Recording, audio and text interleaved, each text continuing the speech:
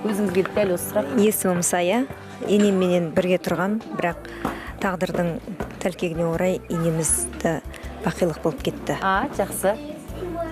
Сая, сізде сондай бір бар ма? Сондай бір қатты жақсылығы өткен сондай. Енді енемнің мен қай жақсылығын айтсам да, оған енді шек жоқ деп ойлаймын. Бір күні өзі бір үлкен жолдан келді.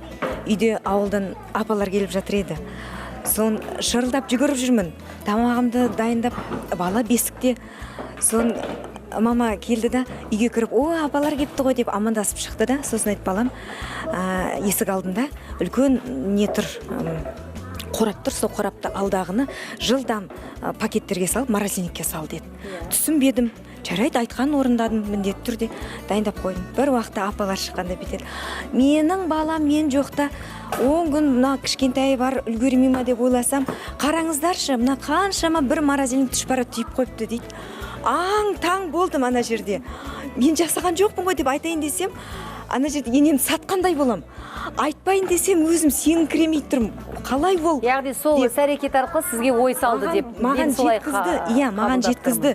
Бұдан былай уақыттың сен неге соны жасап қоймайсың? Елдің келіні сөйтеді екен, бәленшенікі сөйтеді екен дейді ғой көбіне. Ал сізге сол іс-әрекеті арқылы сізге ой салды. Мені Санасы бар адам, одан үлкен нәтиже шығарады. Өте дана кісі болады. Жақсы. Осы мысалыңызбен ақ сіз өз енеңізді жақсылап сипаттап бердіңіз. Рахмет.